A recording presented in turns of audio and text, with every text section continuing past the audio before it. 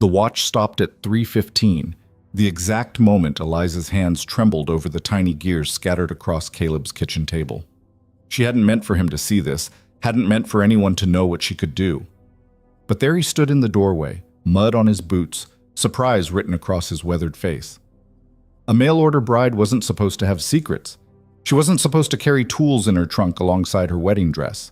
And she definitely wasn't supposed to be better at fixing things than any man in 3 counties. But Eliza Moore had always been good at breaking rules she never agreed to follow in the first place. Before we dive into Eliza's story, hit that like button and drop a comment telling me what city you're watching from. I want to see just how far this tale travels. Now let's go back to where it all began. The stagecoach kicked up dust like a wounded animal trying to shake off its own death. Eliza pressed her handkerchief against her mouth, but the grit still found its way between her teeth, settling on her tongue with the bitter taste of distance and decisions that couldn't be unmade. Through the window, if you could call the leather flap a window, Kansas rolled past in shades of brown and gold, endless and indifferent. "Redfield, miss, 10 minutes. The driver's voice carried over the clatter of wheels and the labored breathing of horses that had been running this route too long. Eliza nodded, though he couldn't see her. Her fingers found the letter in her pocket, the paper soft from being read and reread until the creases threatened to tear. "Dear Miss Moore, I am a man of simple means and simpler words. I own land, cattle, and a house that needs a woman's presence. I do not drink to excess. I do not raise my hand in anger. I am looking for a partner, not a servant. If these terms are acceptable, wire your arrival date. Respectfully, Caleb Turner." Acceptable. The word had seemed reasonable 3 weeks ago in her boarding house room in St. Louis, with the landlady's threats about next month's rent echoing through thin walls. It had seemed downright generous compared to the alternative. Her cousin's offer to take her in as an unpaid nursemaid to 6 children under the age of 8. But now, watching the town materialize from the heat shimmer like something not quite real, acceptable felt like a word that meant nothing at all. The other passenger, a traveling salesman who'd spent the last 40 miles trying to sell her tooth powder and hair tonic, finally gave up and dozed off. Eliza was grateful for the silence. She used it to practice breathing steadily, the way her father had taught her before her hands learned to work on delicate things. Steady breath, steady hands, steady heart. The last part was her own addition, though her heart had never gotten the message. Redfield announced itself with a sun-bleached sign and not much else. Main Street stretched maybe 3 blocks, if you were generous with your measurements. A general store, a saloon, what looked like a church or a meeting hall, and a scattering of buildings that could have been anything. Horses stood tied to posts, tails swishing at flies. A dog slept in the shade of a water trough. The stagecoach lurched to a stop in front of the general store, and Eliza's stomach lurched with it. "Redfield!" the driver called, as if there were any doubt. She gathered her carpet bag, the small one with her clothes and the tin daguerreotype of her parents. The larger trunk, the one with the tools wrapped in oilcloth and hidden beneath her winter coat, was strapped to the back of the coach. She'd labeled it kitchen items in careful script. No one had questioned it. The driver helped her down, his hands respectful, his eyes kind in a way that made her throat tight. "You being met, miss?" "Yes, I believe so." "Well?" He glanced around the empty street. "I'm sure he'll be along. We're a bit early." The salesman departed without a word, heading straight for the saloon. The driver began unhitching the horses, and Eliza stood there, alone on a street in a town she'd never seen, waiting for a man she wouldn't recognize. She moved to the shade of the store's overhang. A woman inside watched through the window, curious but not unfriendly. Eliza tried to smooth her traveling dress, gray wool that had seemed practical in St. Louis, but felt suffocating now. Her hair, pinned carefully that morning, had come loose in wispy strands that stuck to her damp neck. She looked, she thought, exactly like what she was, a woman who'd run out of choices. "Miss Moore?" The voice came from her left, quiet and uncertain. She turned. Caleb Turner was not what she'd expected, though she hadn't let herself expect much. He was tall, yes, that much the letter had mentioned, but the photograph he'd sent had been too faded to show details. He was older than she'd thought, maybe 35, with lines around his eyes that came from squinting into sun and wind. His face was weathered but not unkind, his shoulders broad under a work shirt that had seen better days. He held his hat in his hands, turning it slightly, a gesture that seemed unconscious. "Mr. Turner." She kept her voice level. "Yes, I'm Eliza Moore." They stood looking at each other for a moment that stretched too long. Eliza registered details without meaning to. Hands calloused and scarred, boots worn but well kept, eyes that were more gray than blue and harder to read than she would have liked. "Your trunk," he said finally. "I've got the wagon just there." "Thank you." He moved past her to speak with the driver, and Eliza caught the scent of horse and leather and something else, maybe sage, or the particular smell of distance. When he returned with her trunk balanced on one shoulder like it weighed nothing, she followed him to a wagon that had definitely seen better years. "It's about an hour to the ranch," Caleb said, loading her things with care. "Longer if the creek's up, but it shouldn't be this time of year." "That's fine." He helped her onto the seat, then climbed up beside her. The wagon springs creaked. The horses, two sturdy bays that looked as tired as Eliza felt, started forward without being told. They left Redfield behind in a matter of minutes. The silence between them wasn't comfortable, but it wasn't hostile either. It was the silence of two people who didn't know what to say, so they said nothing. Eliza watched the landscape roll past. It was beautiful in a stark, unforgiving way. Grass that moved like water, sky that went on forever, horizon lines that stayed stubbornly out of reach. "The letter," Caleb said abruptly. "You got my letter?" "Yes." "And the other one, the second one?" She had. It had arrived a week after the first, shorter and somehow more honest. "I should say that I'm not looking for romance or pretending. My first wife died 4 years ago. I'm not trying to replace her. I need help with the ranch and the house, and I'm willing to offer marriage in exchange for that help. If you're expecting love poetry and moonlight, you should probably take a different stage. But if you're practical and can work hard, we might suit each other well enough." "I got it," Eliza said. "Just wanted to be clear. Didn't want you thinking—" He stopped, started again. "Some men send letters full of promises they don't mean. Figured honesty was better." "I appreciate honesty." "Good." More silence. A hawk circled overhead, riding thermals Eliza couldn't see. "Can you cook?" Caleb asked. "Yes." "So?" "When necessary." "Handle a horse?" "I've never tried." He nodded, processing this. "You'll learn. It's not complicated. Animals are simpler than people mostly." "I'll try not to take that personally." It slipped out before she could stop it, that little edge of humor that had gotten her in trouble more than once. But Caleb's mouth twitched, not quite a smile, but close. "Didn't mean it that way." "I know." They passed a soddy, half collapsed and abandoned. Then another. Signs of people who'd tried and failed to make this land give them something back. Eliza wondered if Caleb saw them or if they'd become invisible to him, part of the landscape like the grass and the sky. "Your letter," she said, surprising herself. "You mentioned your wife, if you don't mind my asking." "Fever." His voice went flat. "Winter of 72, fast and mean. Nothing anyone could do." "I'm sorry. It was a long time ago." But the way he said it made her think it wasn't long enough. The wagon hit a rut, and Eliza grabbed the seat to steady herself. Caleb's hand shot out automatically, catching her elbow, then releasing it just as quickly. "Sorry, road gets rough here." "It's all right. I keep meaning to fill these in, but then spring comes and washes them out again. Seems pointless. Like sweeping dirt floors." Exactly like that. They shared a look, brief, startled, that held something close to understanding. The sun crawled lower. Eliza's body ached from travel, from tension, from the weight of not knowing what came next. She wanted to ask how much farther, but that seemed childish. She wanted to ask what he expected from her, but the answer might be worse than not knowing. Instead, she said, "Tell me about the ranch." Caleb shifted on the seat, thinking. 200 acres, about 50 head of cattle right now, though I'm building the herd back up. Lost some in the winter. There's a house, wood frame, not sod, with 3 rooms. Kitchen, main room, bedroom. Well water's good. Closest neighbor is the Patterson place, about 5 miles east. 5 miles. It's not town living. I didn't expect it to be. Some women do. Come out here thinking it'll be like back east, just with different scenery. Then winter hits, or they spend 3 days without seeing another soul, and they realize he stopped. Sorry, you didn't come all this way to hear me talk about other people's mistakes.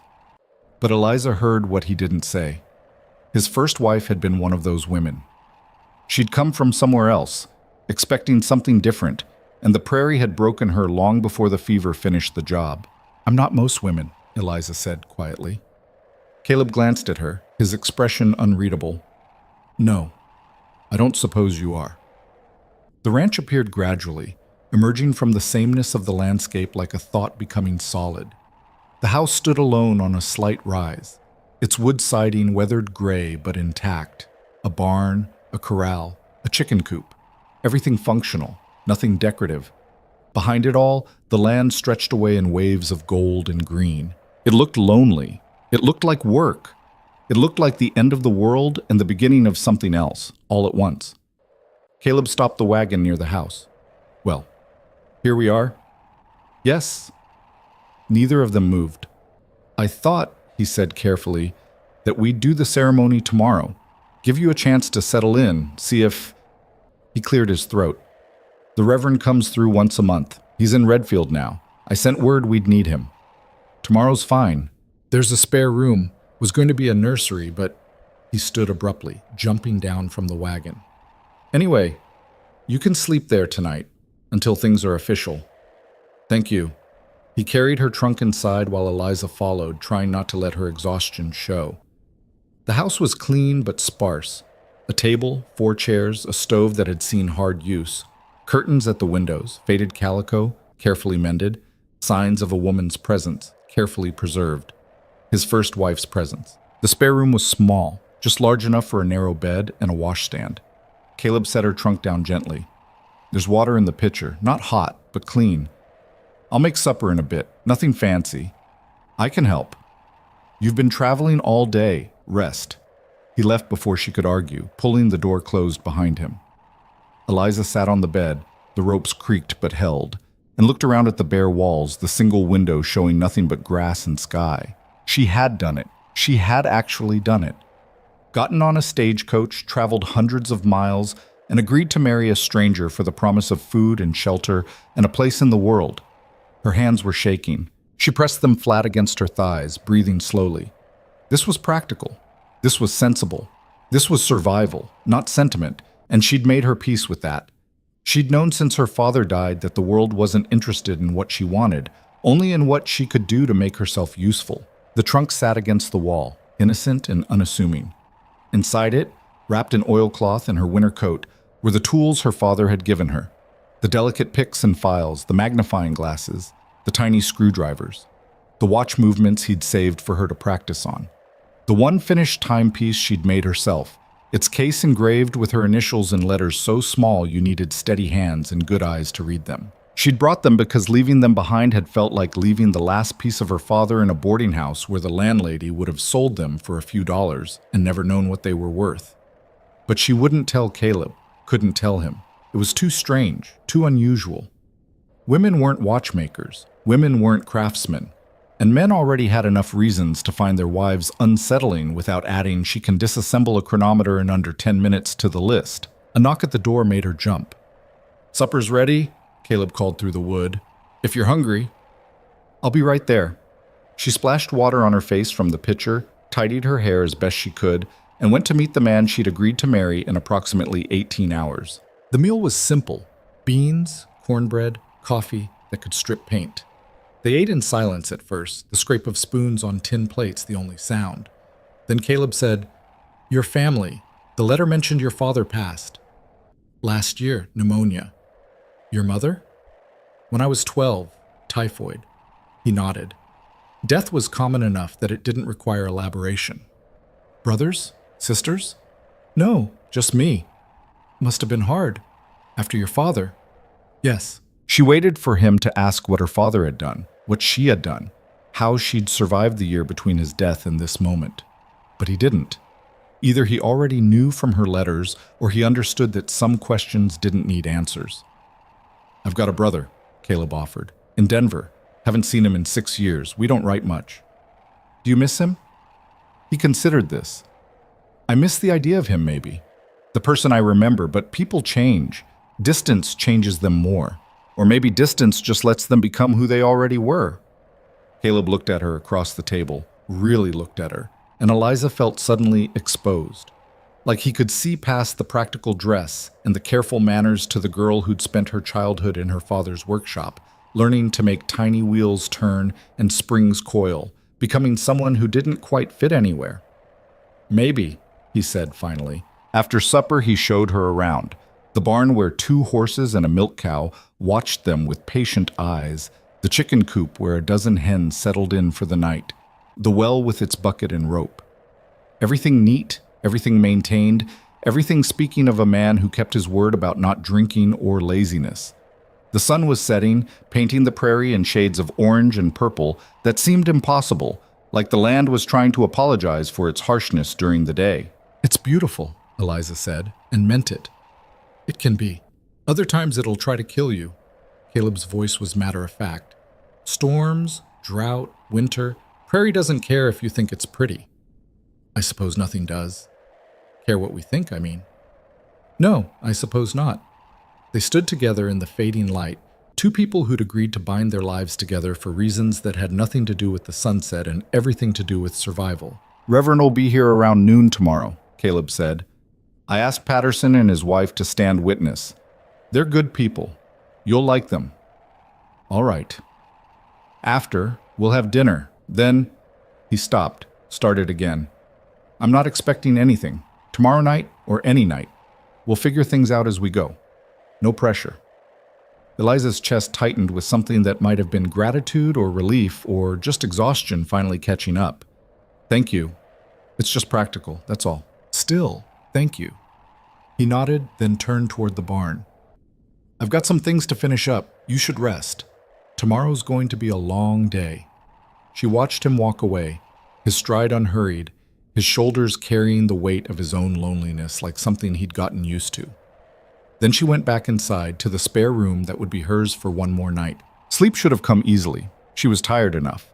But instead, Eliza lay awake listening to unfamiliar sounds. The house settling, wind in the grass. Somewhere far off, a coyote called, and another answered. She thought about tomorrow, about standing in front of a reverend and promising things she might not be able to keep, about sharing a house with a man who was kind but unknowable, honest but remote, about the tools hidden in her trunk and the secret she'd carry until carrying it became impossible. Her father used to say that a good watch kept time honestly, without complaint, doing the work it was made for. That was all anyone could ask. Eliza hoped the same was true for people, that doing the work, keeping faith with the bargain, would be enough. Because it had to be. There was nowhere left to go but forward. Sometime after midnight, she finally drifted off, her last thought a half-formed prayer to no one in particular. Let this work. Let this be enough. Let me not have made a terrible mistake. In the other room, Caleb lay awake too, staring at the ceiling and wondering the same thing. Tomorrow would bring answers, or at least it would bring a wedding, and after that, they'd both find out what they'd really agreed to. The morning came too fast and too slow at the same time. Eliza woke to pale light filtering through the curtain, her body stiff from the unfamiliar mattress and the tension she'd carried into sleep. For a moment, she didn't know where she was. Then it all came back in a rush that felt like falling. Today. It was today. She dressed carefully in the only good dress she owned, dark blue cotton with buttons up the front. Her hands fumbled them twice before she got it right. In the washstand mirror, small and spotted with age, her reflection looked back with eyes that held more fear than she wanted to admit. The kitchen was empty when she emerged, but coffee sat warming on the stove and a plate of biscuits waited on the table, covered with a clean towel. Through the window, she could see Caleb by the barn, brushing down one of the horses with long, steady strokes. He'd changed into clean clothes, still work clothes, but newer. His hair was wet, slicked back from his face. Eliza poured coffee and forced herself to eat a biscuit she couldn't taste. Her stomach felt like it had been tied in knots by someone who knew their business. The sound of a wagon approaching made her freeze, cup halfway to her lips. Through the window, she watched as a couple climbed down. A man about Caleb's age, stocky and weathered, and a woman maybe 10 years older than Eliza, with a kind face and capable hands. The Pattersons, presumably. Come to watch her marry a stranger, Caleb met them, shaking the man's hand, nodding to the woman. They talked for a minute, too far away for Eliza to hear, then all three turned toward the house. She set down her cup and smoothed her dress one more time. This was it. No going back now. Not that there'd been anywhere to go back to in the first place. The door opened. Caleb came in first, followed by the couple. Up close, the woman had smile lines around her eyes and flower on her sleeve. The man had the same weathered look as Caleb, like the sun and wind had carved him from something tougher than regular flesh. "Eliza," Caleb said, his voice careful. "This is John Patterson and his wife Mary. They're our neighbors." "Pleased to meet you." Eliza's voice came out steadier than she felt. Mary stepped forward, taking both of Eliza's hands in hers. "Welcome, dear. I know this must all feel very strange, but you'll settle in. We all did." "Thank you." "I brought a cake," Mary continued, gesturing to something wrapped in cloth that John was carrying. "Figured we'd need something sweet to mark the occasion." "That's very kind." "Nonsense. We're neighbors now. We help each other out here. Have to, or none of us would make it." Another wagon appeared on the horizon, this one moving slower. The Reverend, Eliza thought, and her hands went cold despite the warm morning. Caleb saw her face. "You all right?" "Yes, just..." She stopped. There wasn't a good way to finish that sentence. "I know." And maybe he did. He looked nearly as uncomfortable as she felt. The Reverend turned out to be younger than Eliza expected, maybe 40, with kind eyes and a Bible so worn the cover was falling off. He introduced himself as Reverend Walsh, shook everyone's hands, and didn't seem to notice or care that the bride and groom could barely look at each other. "Well," he said cheerfully, "shall we get started? Beautiful day for it." They gathered in front of the house, the 5 of them, with the prairie stretching away in all directions like the world's largest witness.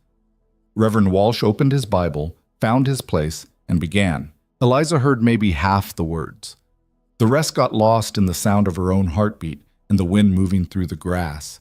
She heard "lawful wedded wife" and "sickness and health," and "till death do you part," phrases that sounded simple until you had to promise them out loud to someone you'd known for less than a day. When it came time to respond, her voice cracked on, "I do." Caleb's was steady, but his hands were clenched at his sides. "The ring?" Reverend Walsh asked. Caleb reached into his pocket and pulled out a simple gold band. Not new. Eliza could see the wear on it, the tiny scratches that came from years of use. His first wife's ring. She'd known it would be, but seeing it still felt like being struck. He slid it onto her finger. It was slightly too large, spinning when she moved her hand. "I now pronounce you man and wife. Caleb, you may kiss your bride." They looked at each other, caught. The Reverend waited. The Pattersons waited. The whole prairie seemed to hold its breath. Caleb leaned in and pressed his lips to hers, brief and chaste, over almost before it began. His lips were dry. His breath smelled like coffee, and Eliza's first kiss as a married woman felt more like signing a contract than anything romantic. It was done. Mary hugged her, warm and quick. John shook Caleb's hand with a grip that looked painful. Reverend Walsh closed his Bible with a satisfied snap. "Congratulations to you both. May your life together be blessed with health and happiness." They moved inside for dinner. The cake Mary had brought, along with cold chicken and bread and preserves, someone had made last summer. Eliza tried to eat, tried to smile, tried to act like a new bride instead of a woman who felt like she'd just jumped off a cliff and was waiting to see if there was water or rocks at the bottom. The Pattersons were kind, filling the silences with easy conversation about their own ranch, about the weather, about a barn raising planned for next month. Mary kept glancing at Eliza with a look that might have been sympathy or assessment or both. "How are you settling in?" she asked when the men stepped outside to look at something Caleb wanted to show John. "It's only been a day." "I know, but still." "How are you holding up?" Eliza considered lying, then decided she was too tired. "I'm terrified." Mary's laugh was unexpected and genuine. "Well, that's honest. I like you already. Does it get easier? The fear? Eventually. The work? No, that stays hard, but you get stronger." She leaned closer, lowering her voice. "Caleb's a good man, quiet, keeps things to himself too much, but decent through and through. His first wife..." She stopped, seeming to weigh her words. She wasn't cut out for this life. Came from back east expecting something different. It wore her down long before the sickness got her. He told me she died of fever. She did. But she was half gone already. This place, the isolation, it broke something in her. Mary touched Eliza's hand. I'm not telling you this to scare you. Just so you know, he's been hurt. He's careful now. Might take time for him to trust that you're different. What if I'm not? Different, I mean. Are you planning to give up and run back east? There's nothing to run back to. Then you're already different. Sarah, his first wife, she always had somewhere else she wanted to be. You're here because this is where you need to be. That's not the same thing at all. The men returned before Eliza could respond. The Reverend made his excuses. 3 more stops today, needed to keep moving. The Pattersons left shortly after, with promises to visit soon and an open invitation to come by their place anytime. And then it was just the 2 of them, husband and wife, alone in a house that felt too quiet and too small at the same time. Caleb cleared the table without being asked. Eliza washed the dishes. They moved around each other carefully, like dancers who didn't know the steps. I should check the cattle, Caleb said when the last plate was dried. Won't take long. All right. He hesitated in the doorway. Your things from the spare room. I can move them to our room, if you want. Our room. The words hung between them, weighted with implications neither of them wanted to examine too closely. That's fine, Eliza said, because what else could she say? He nodded and left. Through the window, she watched him walk to the barn, his stride purposeful, like he was relieved to have something concrete to do. Eliza stood alone in the kitchen of her new home and tried to feel something other than numb. The afternoon stretched long. Caleb stayed outside, finding work that probably didn't need doing just to avoid coming back in. Eliza unpacked her trunk properly, hanging her few dresses on pegs in the bedroom, arranging her brush and mirror on the washstand. The room still held traces of Sarah, a faded ribbon tucked in a drawer, a water stain on the ceiling in the shape of something Eliza couldn't name. She wondered if Caleb saw his first wife everywhere he looked, or if time had finally worn those memories smooth. The larger trunk she left mostly packed. The tools stayed wrapped in oilcloth, hidden under her winter coat. Someday she might trust him enough to share that part of herself. But not today. Today was already complicated enough. When Caleb finally came in for supper, the sun was setting and Eliza had managed to make a passable stew from what she'd found in the pantry. They ate in the same uncomfortable silence as the night before, except now there were rings on their fingers and promises they'd made in front of witnesses. Stew's good, Caleb said eventually. Thank you. You're a better cook than... He stopped, started again. It's good. Than Sarah, he'd almost said. Eliza heard it anyway. After supper, Caleb brought in firewood, even though they didn't need it yet. Eliza mended a shirt she'd found in the bedroom, the stitching something to focus on besides the ticking clock and the approaching night. Finally, when the light was almost gone and there was no more work to hide behind, they stood facing each other in the main room like opponents before a fight. I'll bank the fire, Caleb said. I'll get ready for bed. In the bedroom, Eliza changed into her nightgown with shaking hands. She braided her hair. She turned down the bed she would now share with a man she'd married that morning. The sheets were clean but worn soft, and when she slid between them, she could smell sun and soap and the faint ghost of someone else's perfume. Caleb came in a few minutes later. He blew out the lamp before undressing, and Eliza was grateful for the darkness. She heard the rustle of clothes being removed, the creak of the bed as he lay down on the far edge, as far from her as the mattress allowed. They lay there in the dark, both rigidly still, neither touching, the space between them full of things unsaid. Eliza. His voice was quiet. Yes? I meant what I said yesterday. There's no expectation. Not tonight. I know. Just wanted to be clear. You are. More silence.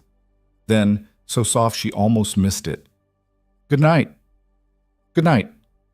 She lay awake for hours, listening to him breathe, feeling the mattress shift slightly when he moved. This was her life now. This bed, this house, this man. She'd chosen it, or chosen it as much as anyone chose anything when the alternatives were worse. Eventually, exhaustion won. She drifted off sometime before dawn, and if she dreamed, she didn't remember. The next days fell into a pattern. Caleb rose before sunrise to tend the animals and check the fence lines. Eliza learned the rhythms of the house, where the well bucket hung, how the stove liked to be fed, which floorboard creaked. They spoke in short sentences, practical things. Need anything from town? Chicken coop needs mending. Water barrel's running low. It wasn't hostile. It wasn't even unfriendly. It was just careful, both of them testing the boundaries of this new arrangement. Mary Patterson visited 3 days after the wedding, bringing eggs and gossip about people Eliza didn't know yet. She stayed for coffee, talking easily while Eliza listened and tried to memorize names and relationships. "You're doing fine," Mary said when she left. "Better than fine. Give it time." But time felt strange out here. Days blurred together, marked only by the work that needed doing. Eliza learned to feed the chickens, collect eggs without getting pecked, pump water without splashing. Her hands, used to delicate work with tiny tools, learned to grip a pitchfork and haul heavy buckets. She learned about Caleb, too, in small pieces. He was left-handed. He took his coffee black and bitter. He talked more to the horses than to her, his voice gentler when he thought no one could hear. He slept on his right side, curled in on himself like he was protecting something.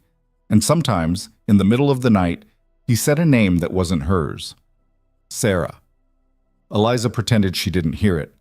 A week after the wedding, Caleb came in from the barn with his shirt torn at the shoulder. "What happened?" Eliza asked. "Caught it on a nail, nothing serious." "Let me see." He hesitated, then pulled the shirt off. There was a scratch on his shoulder, not deep but long, beaded with blood. Eliza fetched water and clean cloth, gesturing him to sit. "This might sting," she warned. "I've had worse." She cleaned the wound carefully, aware of how close she was standing, how warm his skin was under her hands. She could feel him tense, whether from pain or proximity, she couldn't tell. "You're good at this," he said. "My father was sickly the last few years. I learned to tend wounds." "What did he do?" "Your father?" The question caught her off guard. She'd been so careful not to mention his work, afraid of where the conversation might lead. "He had a shop. Repairs mostly." "What kind of repairs?" "Small things. Clocks, watches, delicate work." Caleb was quiet for a moment. "Did he teach you?" Her hands stilled. "Some. Useful skill. For a man, maybe." "Why only for a man?" "Because that's what everyone always said. Because women's hands were supposed to be for sewing and cooking and babies, not for understanding how gears meshed and springs coiled. Because she'd spent years hiding what she could do, afraid of being called strange or unnatural." "Just is," she said finally, tying off the bandage. He caught her wrist gently before she could step away. "I didn't mean to pry." "You didn't. If you want to talk about him, your father, I'll listen." Something in his voice made her look at him properly. His eyes were serious, his grip careful. He was trying, she realized, trying to build something between them beyond the practical partnership they'd agreed to. "Maybe sometime," she said quietly. He released her wrist. "Whenever you're ready." That night, Caleb didn't sleep on the far edge of the bed. Not close to her, not touching, but not avoiding her either. It was a small shift, barely noticeable, but Eliza noticed. The days kept coming. Eliza's body learned the work. Her hands roughened, her back strengthened. She stopped feeling breathless after carrying water from the well. She learned to read the sky for weather, to judge when the bread had risen enough, to tell which chicken was broody and which was just mean. And slowly, almost imperceptibly, she and Caleb learned each other. She discovered he hummed while he worked, tuneless but constant, that he saved the best pieces of meat for her plate, that he slept fitfully before storms, restless in ways he never showed during the day. He learned that she was stronger than she looked, that she never complained, even when the work was hard, that she had a quick mind and a dry sense of humor that caught him off guard. They talked more, not about important things, not yet, but about the daily details that made up a life. Caleb told her about the land, which sections flooded in spring, where the best grass grew. Eliza asked questions, learning the things she'd need to know to survive here. "You're picking this up fast," he said one evening as they sat on the porch after supper. "Faster than—" He stopped himself. "Faster than Sarah?" He looked at her, surprised. "Mary told you about her?" "Some, and you say her name sometimes. At night." His face went still. "I didn't know that." "It's all right." "It's not, though. You're my wife now. You shouldn't have to—" He rubbed his face, frustrated. I'm sorry. You loved her. I did. But she's gone and you're here, and that's not fair to you. Eliza watched the sun sink toward the horizon, painting everything gold. My father used to say that fairness was a luxury, that most of us just had to make do with what we got. Sounds like a practical man. He was. She paused. He would have liked you, I think. Yeah. You're honest. He valued that. They sat in comfortable silence, watching the prairie change colors as the light faded. A cool breeze kicked up, carrying the scent of grass and distance. I should tell you something, Caleb said abruptly. About Sarah. About why. About what happened. Eliza waited, not pushing. She wasn't built for this. The isolation, the work, the endless sameness of it. She tried, I'll give her that. But she was miserable. Cried herself to sleep more nights than not. Begged me to sell the ranch, move to town, find different work. He leaned forward, elbows on his knees. I didn't. Told myself she'd adjust, that she just needed more time. But she never did. And then the fever came, and maybe, his voice cracked. Maybe part of her was relieved. You can't know that. I know she gave up fighting. I know I'd watch her fade a little more each day, and I didn't know how to stop it. Some people aren't meant for certain lives. That doesn't make it your fault. He turned to look at her. You really believe that? I believe you did what you could. Sometimes that's not enough, but that doesn't mean you failed. You're different from her, stronger maybe, or just more stubborn. I don't have anywhere else to go. That helps. Is that the only reason? Because you're stuck here? The question hung between them, serious in a way their conversations hadn't been before. Eliza thought about lying, about keeping things simple and safe. But Caleb had been honest with her. She owed him the same. At first, yes, but now... She paused, searching for words. It's not as terrible as I expected. The work is hard, but it's honest. And you're kind. You keep your word. That counts for something. That's a low bar. You'd be surprised how many men can't clear it. He almost smiled. I suppose that's true. A coyote called somewhere in the distance. The stars were beginning to appear, scattered across the darkening sky like someone had spilled salt. We should go in, Caleb said eventually. It'll be cold soon. But neither of them moved. They sat there a while longer, two people slowly learning that the bargain they'd made might turn into something more if they let it. That night, when they lay down in bed, Caleb's hand found hers in the dark. He didn't say anything, just held it loosely, his thumb moving slowly across her knuckles. Eliza's heart kicked against her ribs, surprised by the gesture and by how much it meant. She squeezed back, a gentle pressure that said she understood. When morning came, she woke to find him already up, the space beside her empty but still warm. Through the window, she could see him in the yard, splitting wood with steady rhythmic swings. She watched for a moment, then rose to start coffee. The weeks turned over. Summer deepened, the heat pressing down like something physical. Eliza learned to work in the early morning and late evening, resting during the worst of the midday sun. She learned which plants grew near the house, wild mint she could use for tea, sage that helped with cooking. She learned the sound of the wind through the grass, how it changed pitch before a storm. And she learned Caleb, his moods, his silences, his small kindnesses, the way he always made sure she ate first, how he mended her shoes without being asked, the careful way he touched her now, a hand at her back when she stumbled, fingers brushing hers when he passed her something. They were becoming something, not lovers, not yet, but not strangers anymore either. Partners, maybe. People who shared a life and were starting to figure out what that meant. One hot afternoon, with Caleb out checking fence lines, Eliza found herself alone in the house with time on her hands and an itch she couldn't ignore. She pulled the trunk from under the bed and unwrapped the oilcloth carefully. The tools gleamed in the light from the window, familiar and forbidden all at once. She lifted out her father's best magnifying glass, the one he'd given her when her hands got steady enough to work on hairsprings. On impulse, she went to the shelf above the stove where Caleb kept a few personal items. There was a pocket watch there. She'd noticed it her first day but hadn't touched it. Now she took it down carefully, feeling its weight in her palm. It had stopped.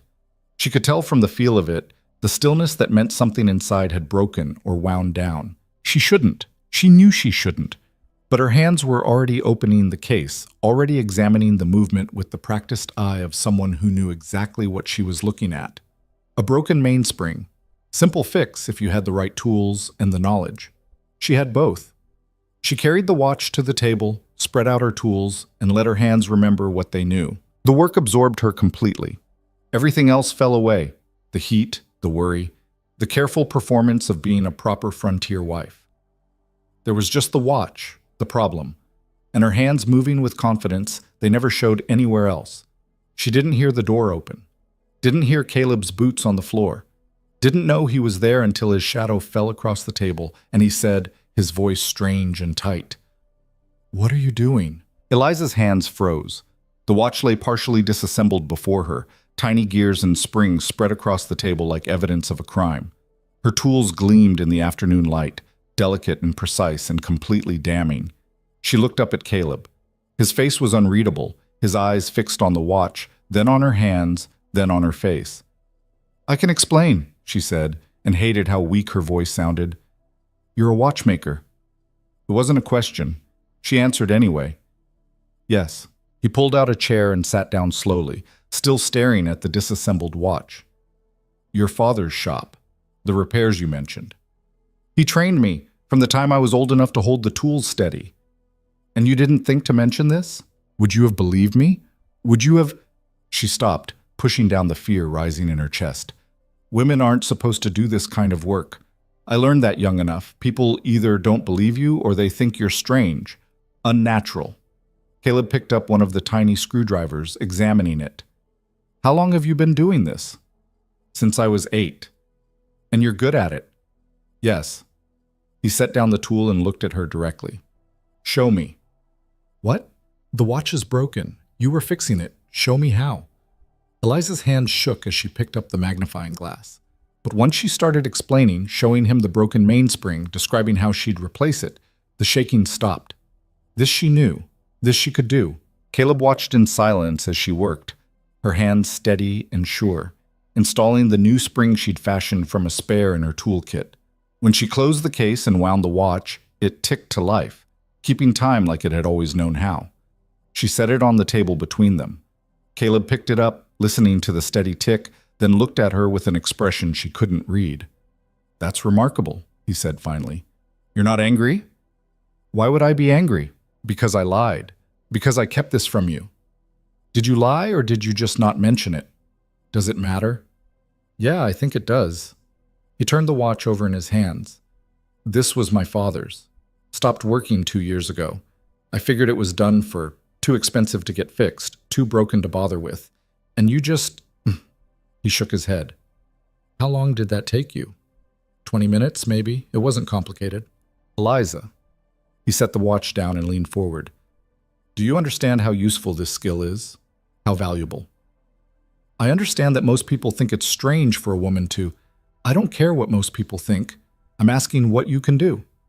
She met his eyes, searching for judgment or disgust, and finding neither. Just curiosity and something that might have been respect. "I can repair most timepieces, clocks, watches, anything mechanical with gears and springs. My father said I had a gift for it. Steadier hands than his, better eyes." "And you've been hiding this why exactly?" "Because—" She faltered. "Because I didn't know how you'd react. Because in St. Louis, when people found out, they either didn't believe me or they treated me like I was some kind of circus act, because I thought that I'd be like them. I didn't know. I still don't know you."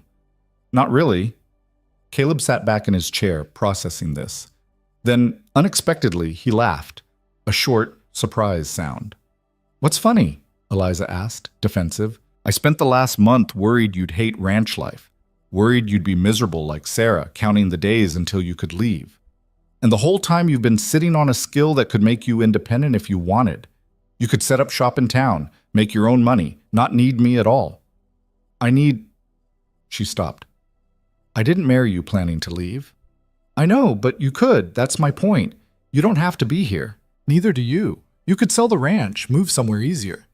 This is my home." "Well," Eliza gestured around the kitchen, "maybe it's becoming mine too." They looked at each other across the table, the watch ticking steadily between them like a tiny heartbeat. "Can I ask you something?" Caleb said. "All right. Why did you really come here? And don't say it was just because you had nowhere else to go. There's always somewhere else. What made you get on that stage?" Eliza was quiet for a long moment. When she finally spoke, her voice was soft but steady. "I was tired of hiding, tired of making myself smaller so other people would be comfortable. When I read your letters, both of them, you sounded like someone who'd tell the truth even when it was hard, someone who kept his word. And I thought," she paused, "I thought maybe with you I could stop pretending to be less than I am." "And are you? Pretending? Less than I was. But I'm still learning what it means not to." Caleb nodded slowly. "Fair enough." He stood, picked up the watch, and slipped it into his pocket. "Thank you for fixing this. It means something, having it work again." "You're welcome." He moved toward the door, then stopped. "Eliza?" "Yes?" "Don't hide your tools anymore. This is your house too. You don't have to be ashamed of what you can do." And then he was gone, back to whatever work he'd interrupted to come inside. Eliza sat alone at the table, surrounded by her tools, feeling like something fundamental had just shifted. She'd been so afraid of being discovered, so certain that revealing this part of herself would end in rejection or ridicule. Instead, Caleb had looked at her like she was more, not less. That night they lay in bed, closer than they had been before. Not touching, but not avoiding either. "Can I ask you something now?" Eliza said into the darkness. "Sure. The humming, when you work. What song is that?" She felt him go still beside her. "It's not a song, just something my mother used to hum. Can't remember the words if there ever were any, just the tune. It's nice. You should hear me try to actually sing. Horses practically run away." She laughed, surprising herself. "That bad?" "Worse." They fell quiet, but it was a different kind of silence now, companionable. "Eliza?" "Hmm? I'm glad you came here. I'm glad you got on that stage." Her throat tightened. "Me too." "Even with the isolation, the hard work?" "Even with that." His hand found hers again in the dark, and this time when he held it, it felt like a promise of something neither of them was quite ready to name. The morning after Caleb discovered her secret, Eliza woke to find him already gone and a note on the kitchen table, weighed down by his coffee cup. Gone to town. Back by supper. See, she stood there holding the scrap of paper, trying to read meaning into 6 words. Was he angry, after all? Had the reality of having a wife who fixed watches settled in overnight and turned strange? She made coffee with unsteady hands, her tools still spread across the table where she'd left them. No longer hidden, but not exactly displayed either. The day stretched long without him. She worked through her usual tasks, feeding chickens, collecting eggs, kneading bread. But her mind kept circling back to the previous afternoon. The look on his face when he'd found her, the way he'd asked her to show him, not demanded or mocked, but simply asked. And later, in the dark, his voice saying he was glad she'd come. Maybe that was enough. Maybe it had to be. The sun was low when she heard the wagon. She went to the window and watched Caleb climb down, not alone. John Patterson was with him, and they were unloading something from the wagon bed, a wooden crate, carefully handled. Eliza met them at the door, wiping flour from her hands. "Afternoon," John said, tipping his hat. "Caleb said you might be able to help with something." "Help with what?" Caleb carried the crate inside and set it on the table, pushing her tools carefully aside. "John's grandfather clock stopped working last winter. He was going to have to take it all the way to Wichita to find someone who could fix it." "Then Caleb mentioned you had a particular skill," John added. His expression was carefully neutral, watching her reaction. Eliza looked at Caleb, who met her eyes steadily. This was a test, she realized, not of her skill, but of whether she'd own it in front of someone else, whether she'd let herself be what she was or retreat back into hiding. "I can look at it," she said. "No promises, but I can try." John's face broke into a relieved smile. "That's all I'm asking. Mary's been after me about that clock since it stopped. Says the house doesn't sound right without it." They unpacked the clock mechanism carefully. It was quality work, maybe 60 years old, the brass tarnished, but the craftsmanship solid. Eliza ran her hands over it, feeling for what was wrong before she even looked. "When did it stop?" she asked. January, middle of that cold snap we had. Did it stop sudden or wind down slow? Wound down over a couple days, then quit altogether. She nodded, already forming theories. I'll need good light in a few hours. Can you leave it? Long as you need. Like I said, the alternative is a 3-day trip to Wichita. After John left, Caleb helped her move the mechanism to the table by the window, where the afternoon light was best. He didn't hover or question, just positioned it where she asked and stepped back. You told him, Eliza said quietly. I asked if he minded. He said if you could fix it. He didn't care if you were a dancing bear. High praise. He meant it as a compliment. She looked at him, then really looked. Why did you do this? Because hiding what you can do doesn't help anyone, because you're too good at it to keep it secret, and because, he paused, because I want you to be yourself here, whatever that looks like. Something warm unfurled in Eliza's chest, unexpected and a little frightening. Thank you. Don't thank me yet. If you can't fix it, John will probably never let me hear the end of it. But she could fix it. The problem was obvious once she got inside. A bent anchor that was catching on the escape wheel, probably from the cold making the metal contract unevenly. She had it corrected in under an hour, the clock ticking steadily by the time Caleb came back from evening chores. He stood in the doorway, listening to the measured beat. That was fast. It wasn't complicated, just needed someone who knew what to look for. And that's you. Yes, that's me. Word spread faster than Eliza expected. John must have told Mary, who told someone else. And within 2 weeks, Eliza had 3 more repair jobs waiting. A pocket watch from the general store owner in Redfield. A mantel clock from the school teacher.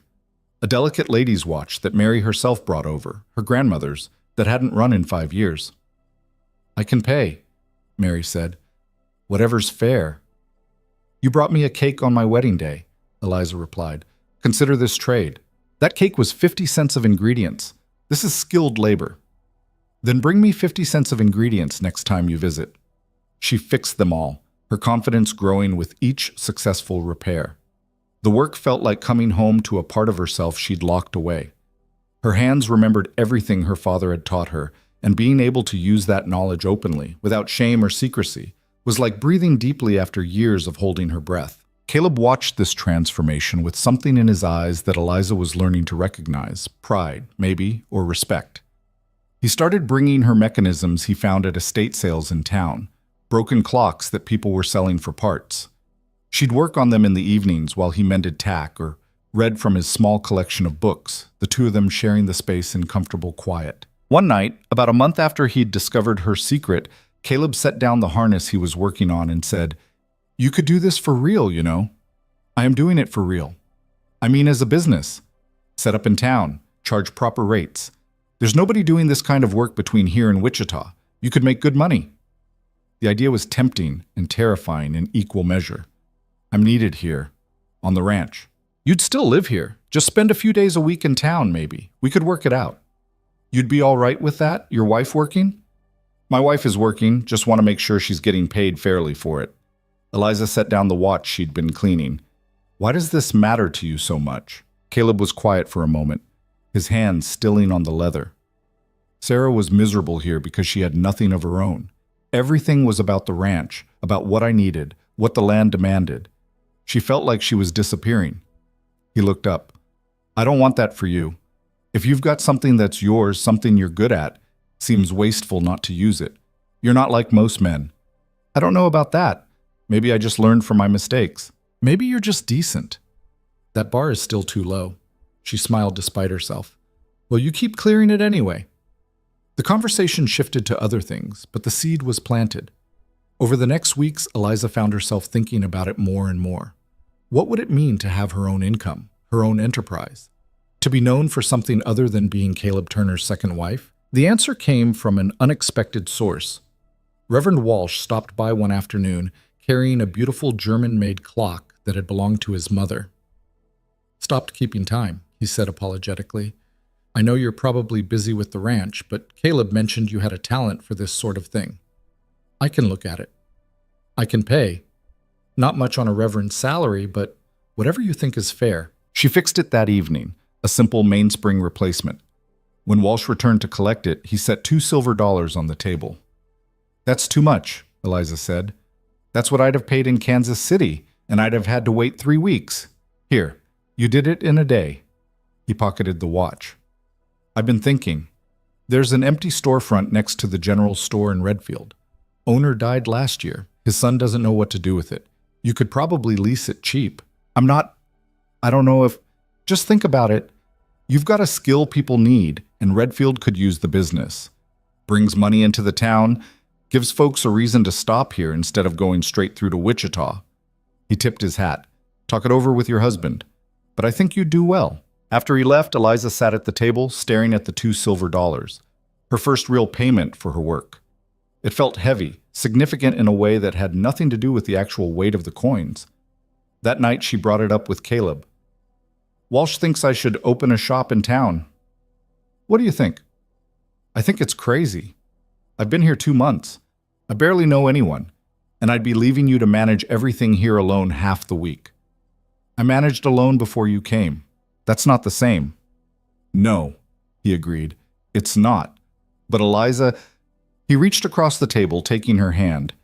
"You light up when you're working on those clocks. I see it. You're good at ranch work. You don't complain, but it's not what you were meant to do. This is. What about what you need? I need you happy. If that means you spend 3 days a week in town running a shop, then that's what it means. You make it sound simple. Maybe it is. Maybe we're the ones making it complicated." She looked at their joined hands, his calloused and scarred from years of hard work, hers growing rougher, but still capable of the delicate precision her craft required. 2 months ago, these hands belonged to strangers who'd made a practical arrangement. Now they belonged to people who were becoming something more, something neither of them had exactly planned on. "I'm scared," she admitted. "Of what? That I'll fail, that people won't take me seriously, that I'll invest everything in this and it won't work, and then I'll have nothing. You'll still have the ranch. You'll still have me." "Will I?" His grip tightened. "Yes. Whatever happens with the shop or doesn't happen, that doesn't change. Promise?" "I promise." 2 weeks later, Eliza rode into Redfield with Caleb and stood looking at the empty storefront.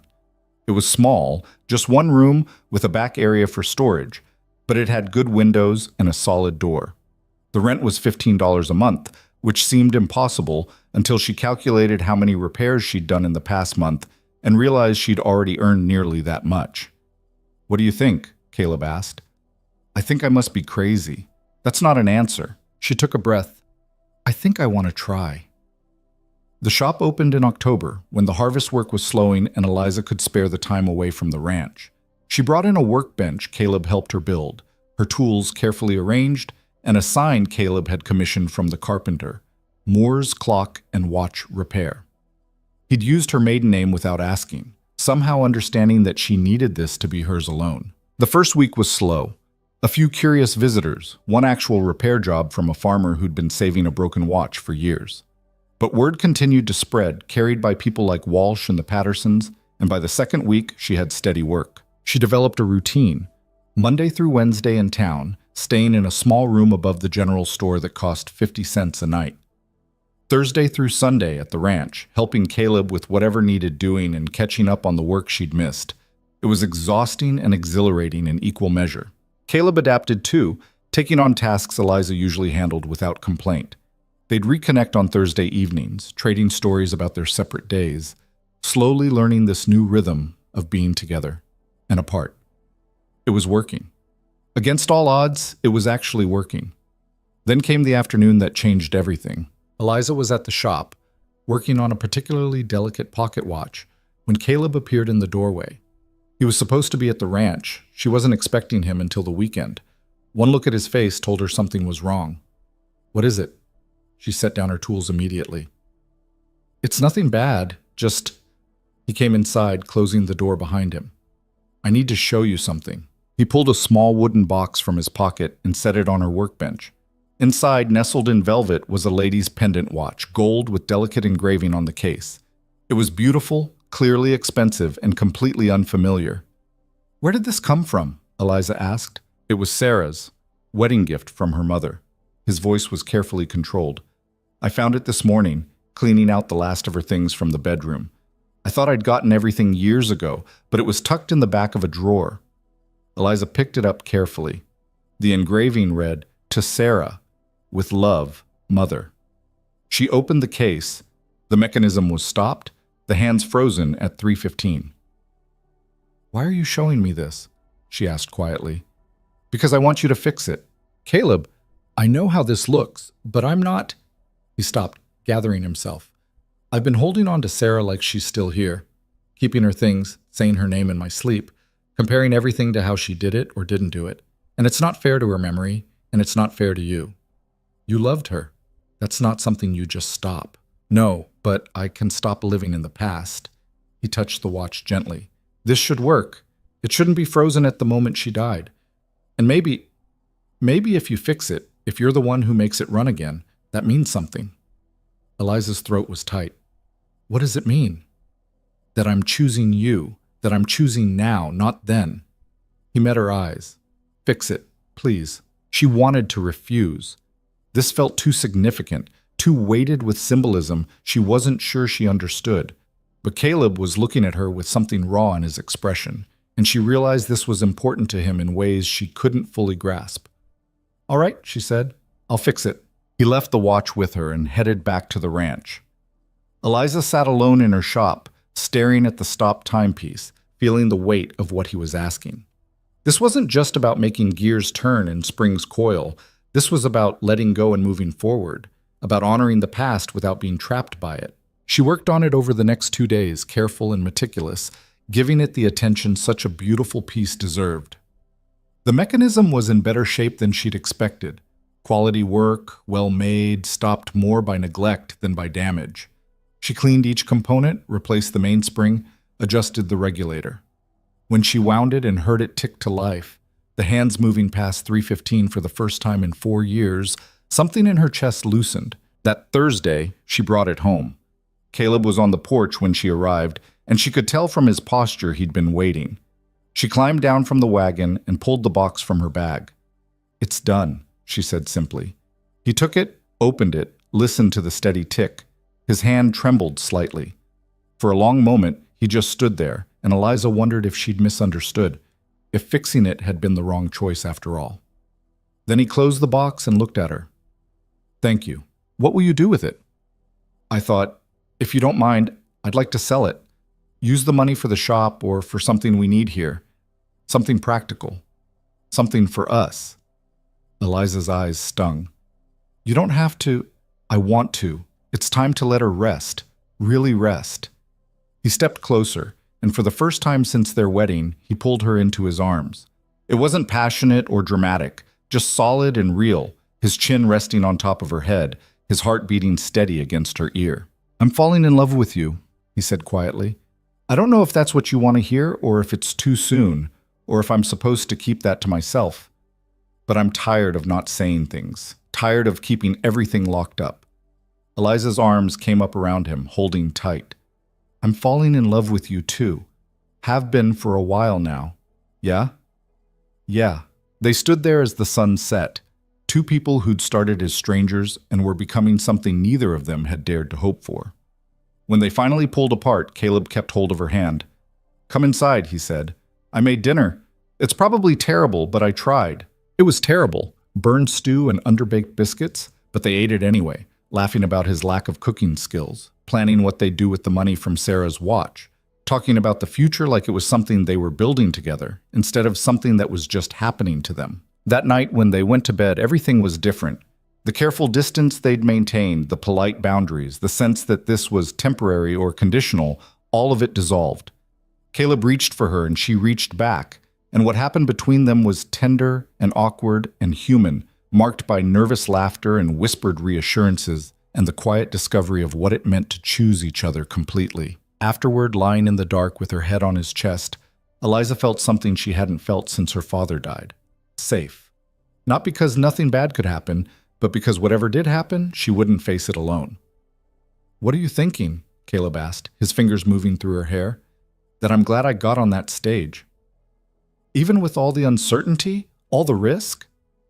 Especially because of that, If I'd played it safe, I'd still be in St. Louis, slowly disappearing. You could never disappear. You're too stubborn. She poked his ribs. Is that a compliment? From me? Always. They drifted toward sleep, tangled together, the house settling around them. Through the window, stars scattered across the prairie sky like promises that might actually be kept. The next morning, Eliza woke before dawn to find Caleb already up, standing by the window in his undershirt watching the sunrise. She went to him, wrapped her arms around him from behind, and felt him lean back into her. Couldn't sleep? She asked. Didn't want to. Wanted to remember this. Remember what? Being happy. Really happy. Not just content or making do. He turned in her arms, cupping her face in his hands. I thought I'd had my chance at this.